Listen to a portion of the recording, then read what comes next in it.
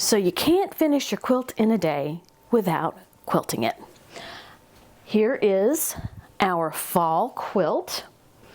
And if you see, this backing that I've picked kind of just flows right along with it. Oh, I'm stepping on it. And even better, it is 108 inches wide. So what I need to do is I need to measure my quilt so that I know how much of this backing I need to use. I'm thinking that I want to use like a leaf design, so it doesn't matter which way I quilt it. So I want to get the most bang for my buck. I don't know, this is almost square, I think. So we'll just measure it both ways. I'm going to put it on my Q-zone queen. Okay. And then let's measure. Okay, so here's 60, so it's longer than 60, which is a nice size. So let's just say 65. So 65 inches long. Honestly, I've kind of lost which way is the length and which way is the width. So 65 by, okay, so this is approximately 62 inches by 65 inches. Pretty darn near square. So I'm going to quilt it going this way. So now what I need to do is I need to add, I'm going to say 8 inches to the 65. And that is how much of this backing I will cut out. And I want to cut it this way, and then I have 108 inches. So I'm going to say about right here. And I've just found that it's easier to tear it. And you get a little aggression out when you tear. Actually, one of the places that I get my backings, and it just depends on who you get, they'll tear it.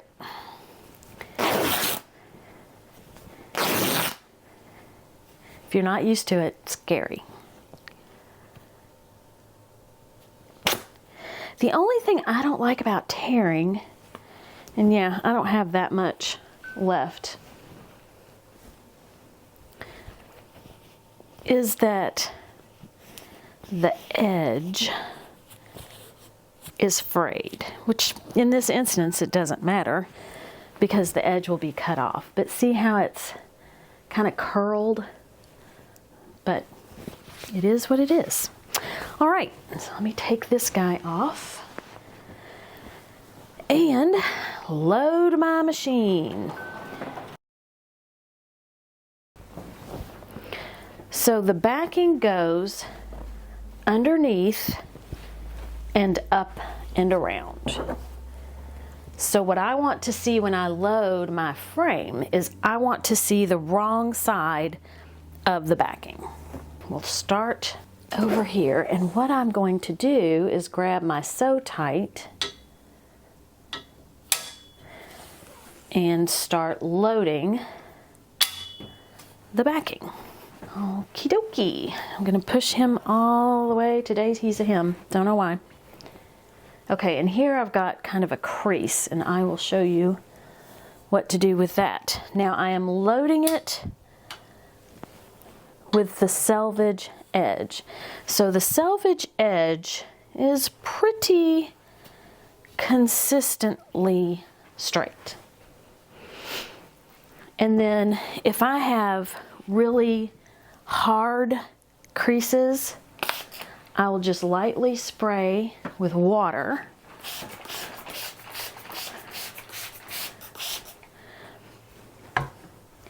And those should come out. I am adding my Sew Tight magnets. So my backing is in place. Now I'm going to roll it up. Now here, I sprayed this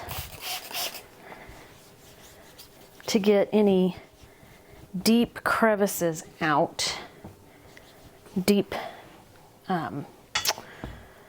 wrinkles, crevices.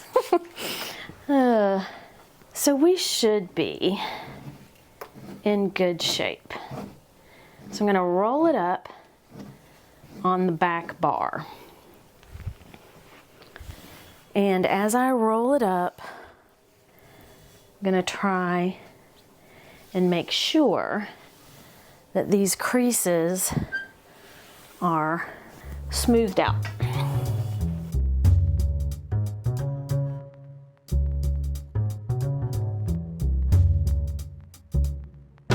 Now we're getting to the point where I'm going to start attaching the backing to the front. And this is just what works best for me on my Q-zone frame. And again, I'm using the straight edge of the selvage to place the backing on the front.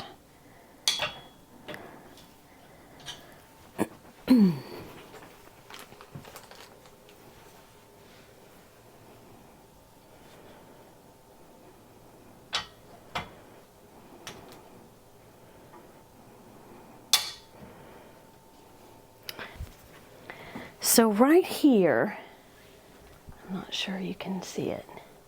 Yeah, there's a crease, or it's not straight. So I know that I need to move my fabric this way in order to straighten that out. Now, I need to add my other Sew Tights. I used a lot for the back. More than I usually do. So this end looks good, and I'll need to, I think, just pull this up just a little. For some reason, my edges always droop. So I'm going to pull them up just a little bit. You know what? I'm just going to leave that alone. Okay. And I am just going to roll it up with the Sew Tights that I have. This will be at the end of the quilt, so it's not going to cause a problem. Let me fold that over.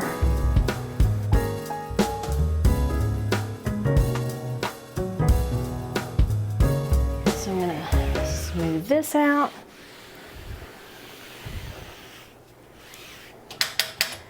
Tighten it up, and we're ready for the batting. My batting does not have to be as big as my backing. Let's see, we're just gonna lay it right here. Okay, so I know where I want to cut.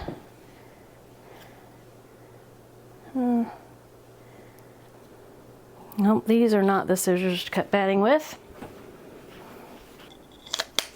Ah, here's some true batting scissors.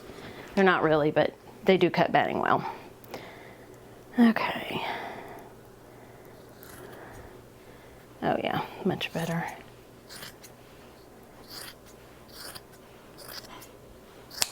All right. Now I've got my batting caught on the arm of my long arm. And there is a wrong and a right side to batting. So the wrong side will look nubbly.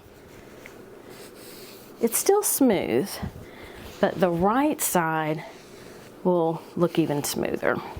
And honestly, I don't think it really matters which side, but The general rule of thumb is to have the wrong side of your batting touching the back side or the backing of your quilt. Okay. So I think we are good here. And this is just going to float. Let's see, I didn't do that very well, did I? Whoop. All right. Do not want to go all the way to the top.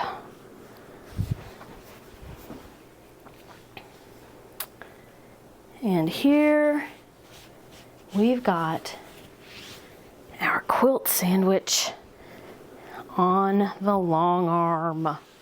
Okay, I need to, let's see, I don't know if the white clips will work.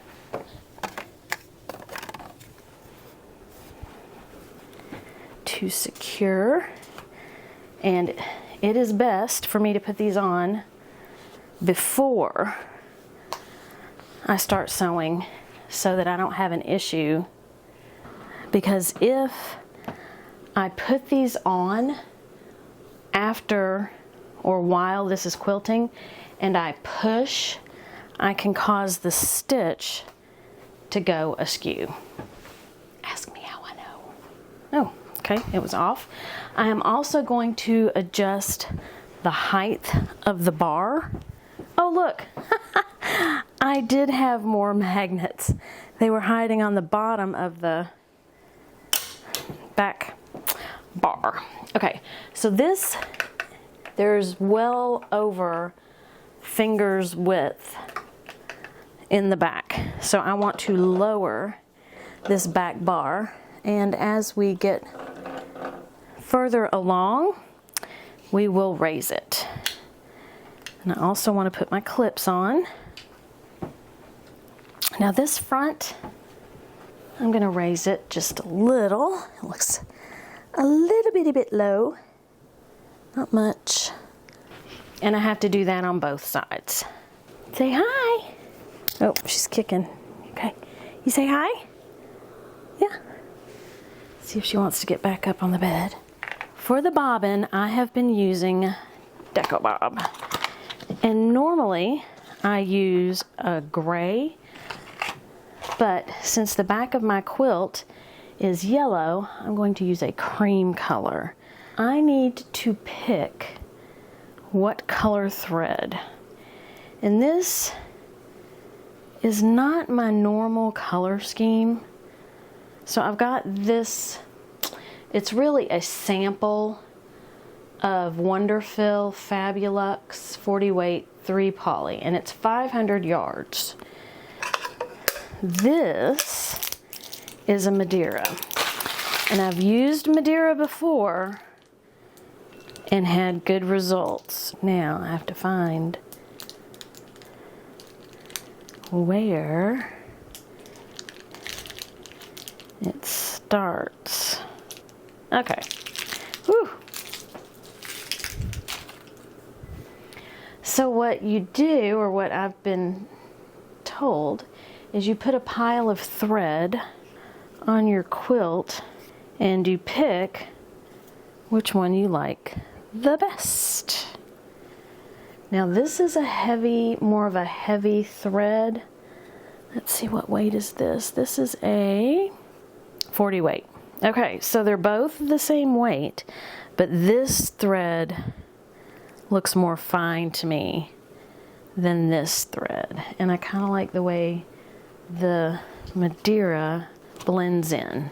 So now I need to pick my design. And this is the design that I like. I'm going to release the sewing machine. I don't want to hit OK yet. So now I have control of the sewing machine.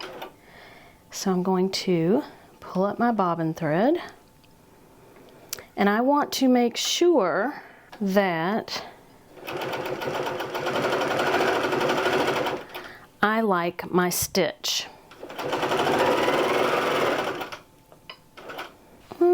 I think I like it on the top. Now I want to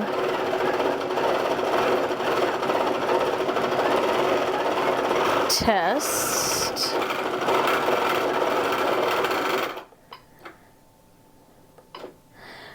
Going around, that's a little tight.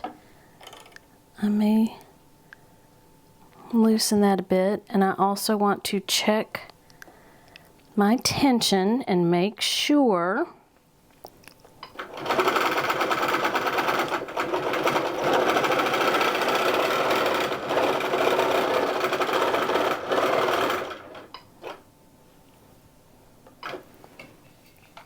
that it looks good. Now I'm going to clip.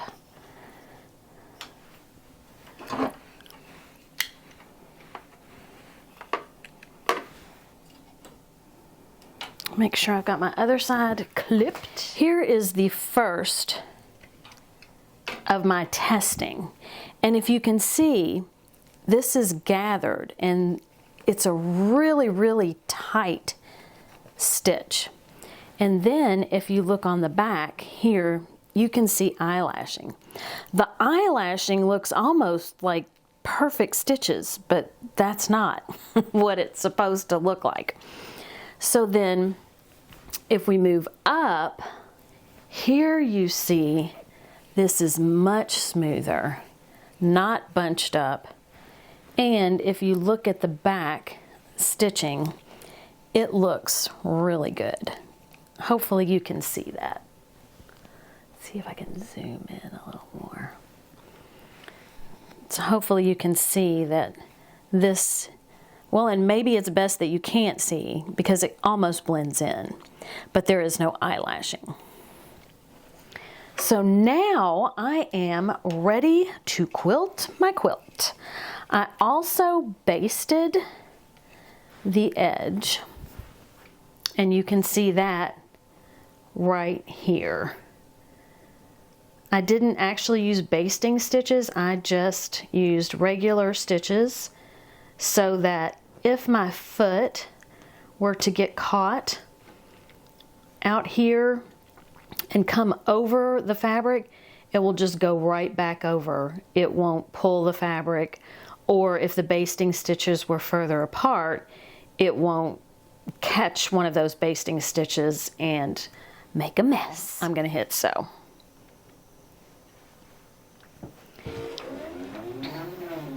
And I will hold my bobbin threads while it gets started, or my bobbin thread and my other thread, just while it gets started.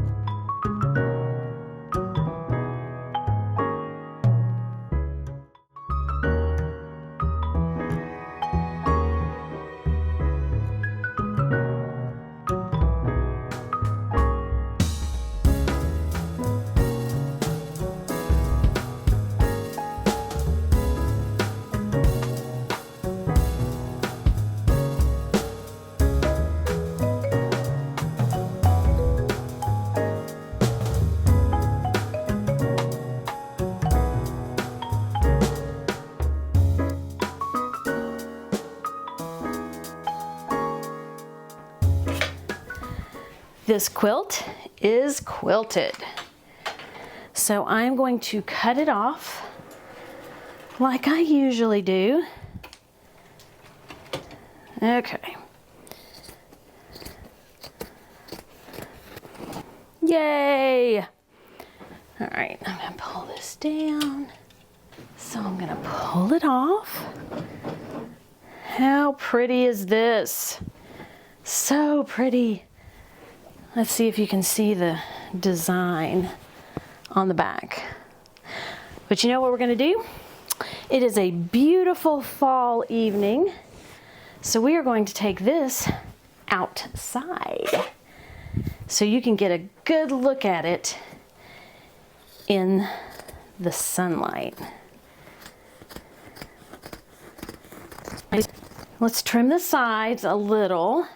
So I'm just going to trim the edges.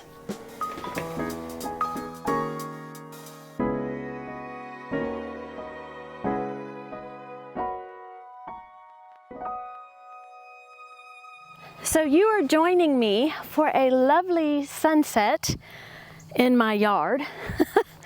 But I wanted to show you the quilt. You know, natural light is always better. So that is, let's see, it's almost square. So I'm gonna back up and you'll have to tell me what you think. That is the front. Like I said, I'm gonna back up so you can see the whole thing. And then here is the back.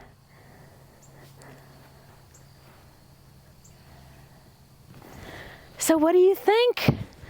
I have a leaf pattern going on.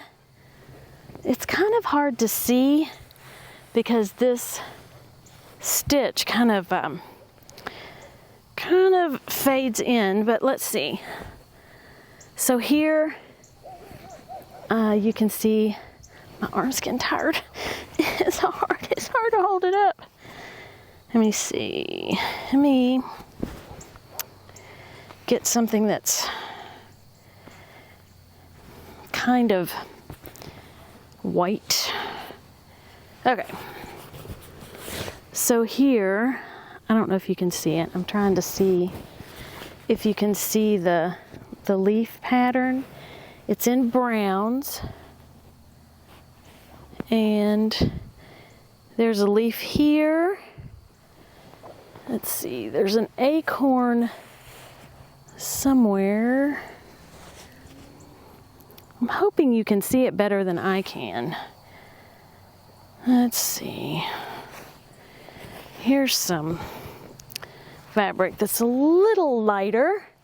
So here you can see a leaf. And here's an acorn.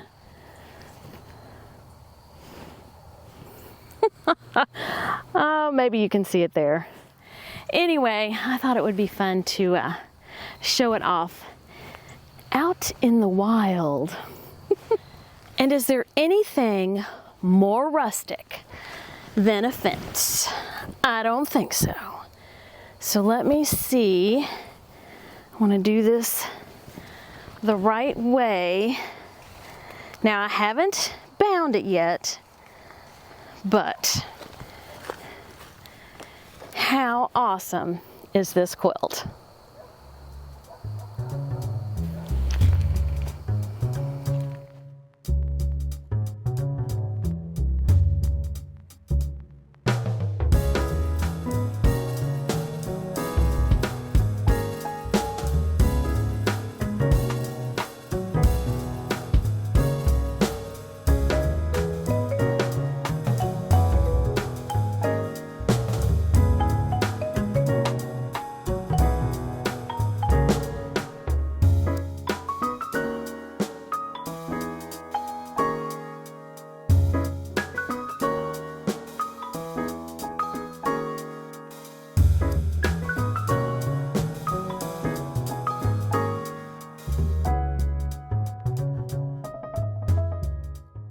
Oh, I think it's this hole. There's a hole.